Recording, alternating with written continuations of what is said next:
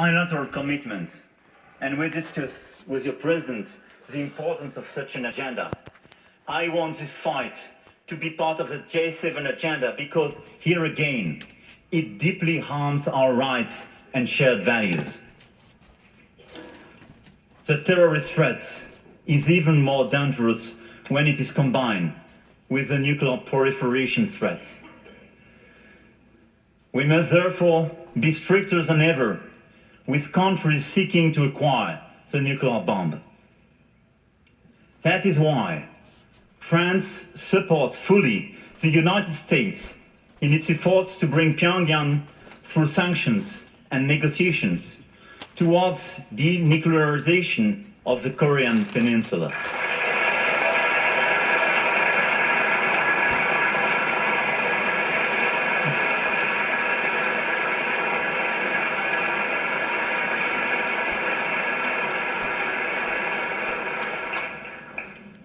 As for Iran, our objective is clear. Iran shall never possess any nuclear weapons.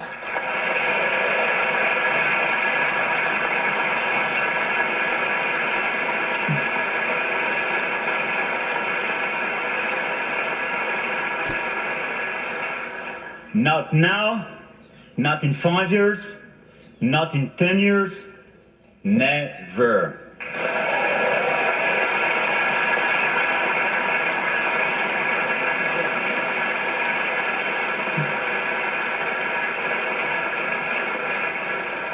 But this policy should never lead us to war in the Middle East. We must ensure stability and respect sovereignty of the nations, including that one of Iran, which represents a great civilization. Let us not replicate past mistakes in the region. Let us not be naive on one side. Let us not create new wars ourselves on the other side.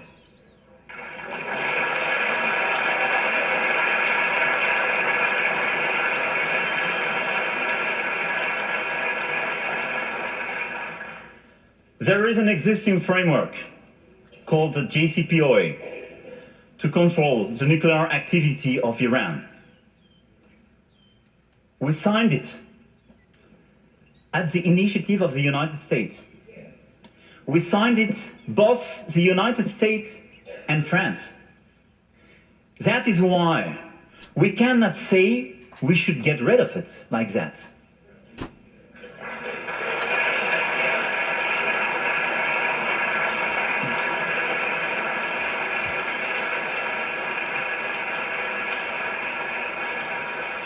But it is true to say that this agreement may not address all concerns, and very important concerns.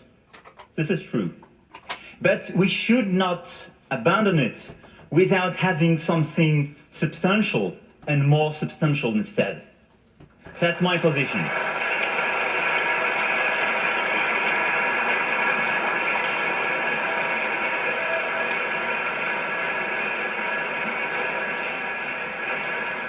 That's why France will not leave the JCPOA, because we signed it.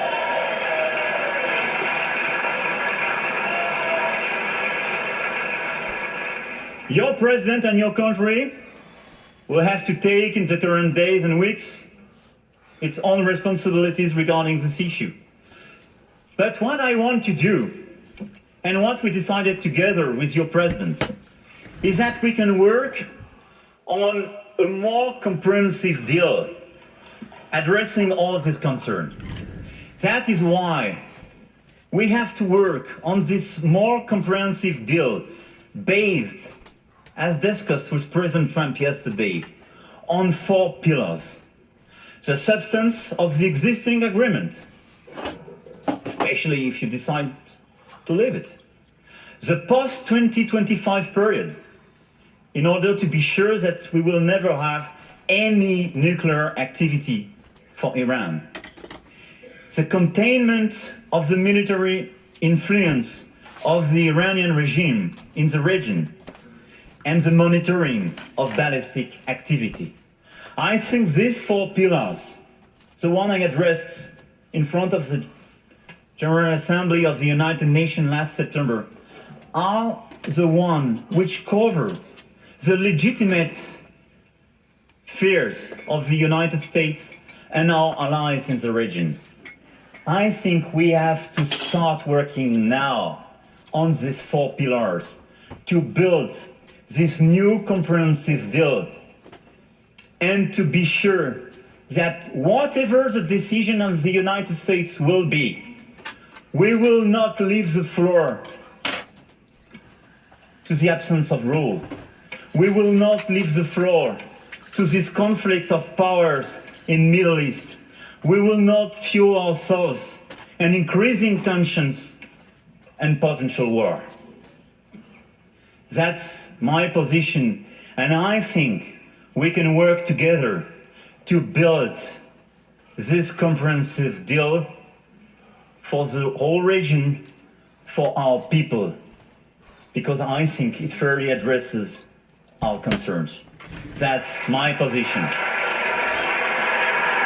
Thank you, President.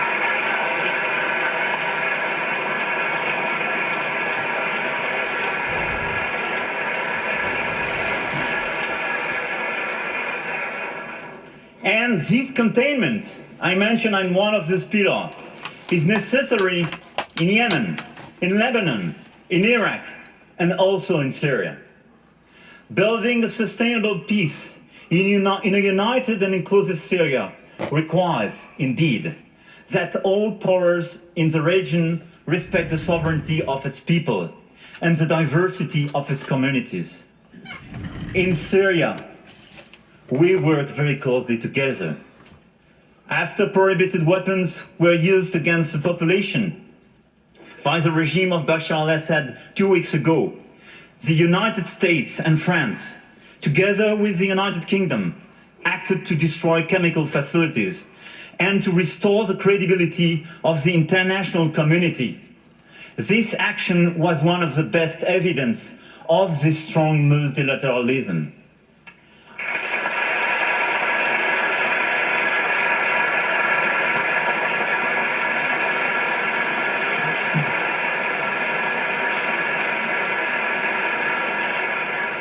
And I want to pay special tribute for our soldiers because they did a very great job in this region and in this occasion.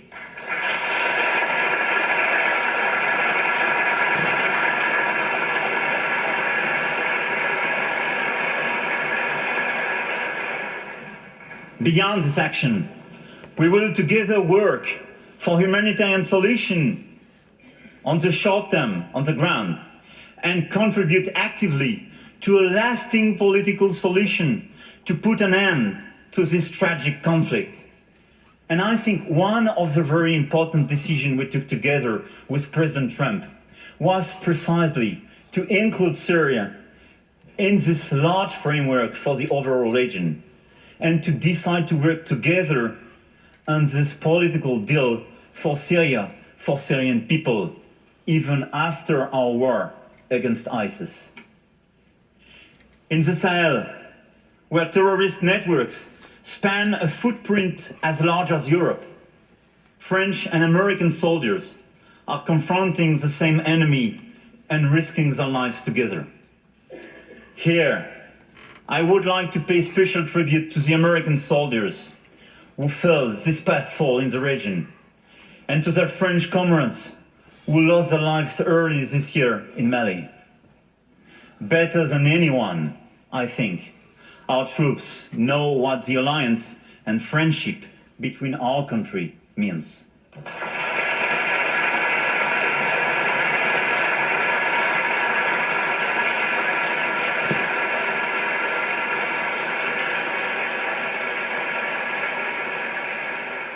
I believe facing all these challenges, all these fears, all this anger, our duty, our destiny is to work together and to build this new strong multilateralism.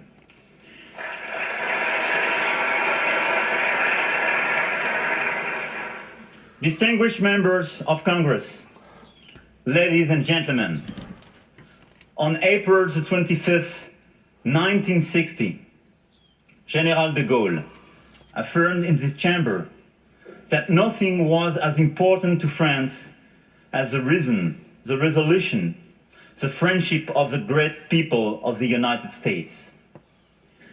58 years later, to this very day, I come here to convey the warmest feelings of the French nation and to tell you that our people cherish the friendship of the American people with as much intensity as ever.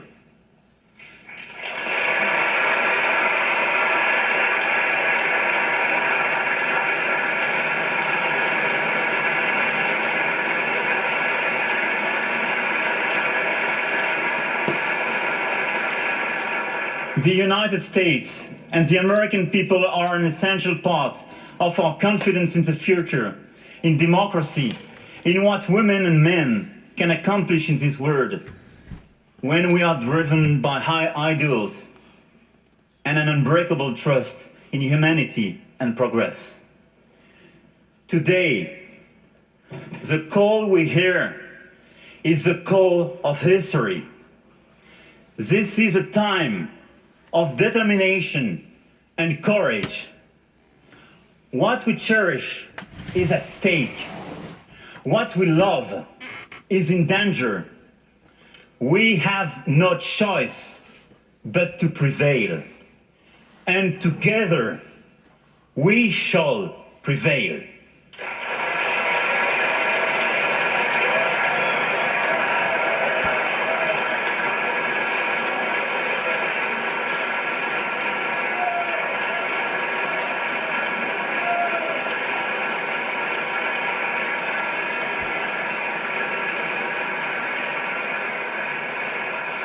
Vive les États-Unis d'Amérique! Long live the friendship between France and the United States of America! Vive la République! Vive la France! Vive notre amitié! Merci!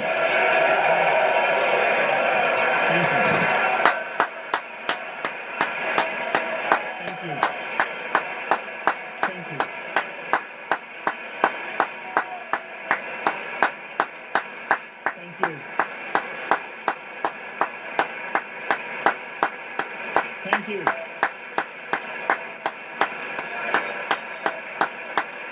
Thank you.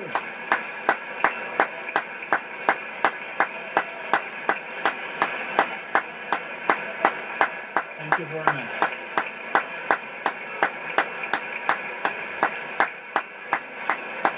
Merci à vous. Merci. Well said. Well spoken. The future of tomorrow is in our hands. Of the democracy for the world. That was a good speech. I wish I would have gotten all of it. That was a good speech.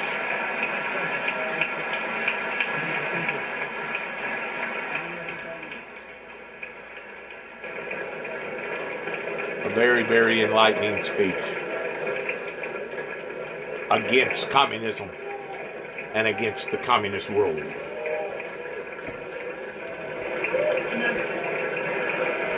Thank you. Thank you.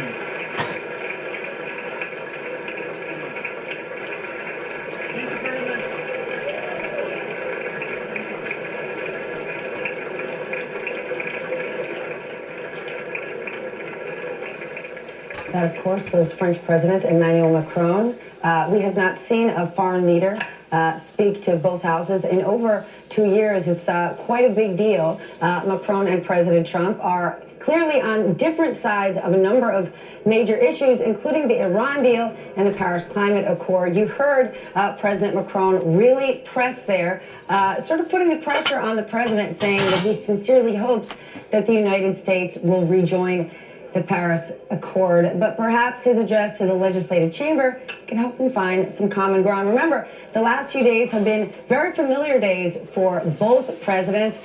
Lots of handshaking, even a little dandruff brushing and a state dinner and then a private dinner the night before. For more, I am joined by NBC's Hans Nichols live at the White House and NBC's Casey Hunt on the Hill. Hans, to you first. Yeah. Macron, Well, look, that was a go ahead, Seth. you first. Well, that was a subtle rebuke from the French president against the president that he spent the last 2 days embracing. The first part of that speech was a ringing endorsement of the international world order that Donald Trump, in some ways, is seeking to dismantle. It's clear that Macron is on the international swing. He was railing against globalism at several stages there. To get at the subtlety of what Macron was doing, he argued against commercial wars. That is code for trade wars. And then he had specific points where he's clearly departing with the president that he's trying to convince. Made it very clear that France will stay in the Iran nuclear agreement, JCPOA as it's called by its acronym, and made it hopeful that the U.S. would rejoin the Paris Climate Agreement, which the president has hinted at but never said anything firmly on. Just real quick, when he turned around there and shook hands with Mike Pence and Paul Ryan, those are two congressmen that 15 years ago, when the Republicans controlled the House, beneath the well of the chamber there, that's where there's a cafeteria. And in that cafeteria, they changed French fries to freedom fries. Both Pence and Ryan were part of that movement. It's remarkable to see a French president and the well of the United States representatives getting standing ovations for talking about European regulation of Facebook. It's clear that Macron brought the crowd along with him. Whether or not he'll actually be able to move the substance is a different question. But even if he can't right now, isn't Macron clearly angling to be the world leader? President Trump has made it clear, America first, America alone, and we're sort of all looking around saying, who's the voice? Well, does it seem like he's the one who wants to be it?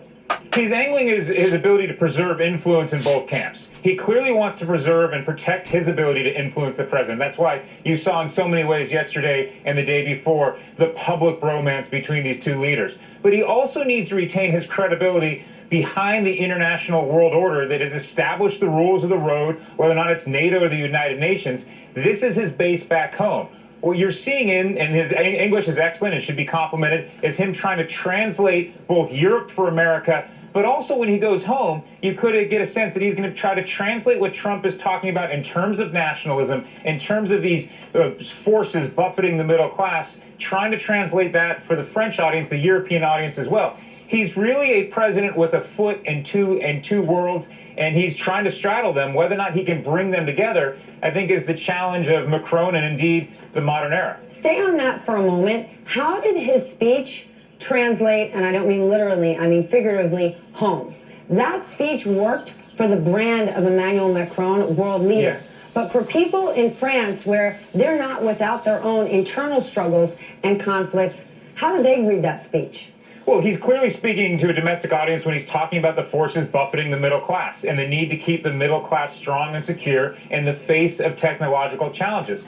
He also had a fair amount about military interventionism, and he said that at several points, citing successful operations in Syria, but also ones that have been less successful. The French are fighting all throughout the West Africa. At the Pentagon, Steph, I hear so frequently that the fight against ISIS in Mali, in Niger, is really, the French are taking a key and crucial role on that. So on the military side, he's playing to a domestic audience, talking about successes, but acknowledging that there are very real threats that are just below France on the African continent. Because when you think about the challenges they have with instability in Africa, in Europe it's very real because that ebbs and flows the refugee crisis. And what the big goal is to try to bring stability to these countries. And Macron is clearly talking about that. You know, can you just talk about that for a moment? How real the refugee crisis there compared to here. You know, President Trump, the way he represents all of the refugees making their way over to the United States,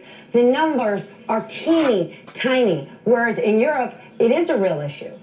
Yeah, so there are two routes for refugees coming out of Africa. There's the Western Balkan route, which has mostly been shut off because of really a deal between the European Union and Turkey. And then there's still the Mediterranean route that ebbs and flows. On the Mediterranean route, that's taking boats, ships from the northern coast of Libya, which is pretty lawless, and making a perilous passage up through Italy. Some of these migrants get trapped in Italy.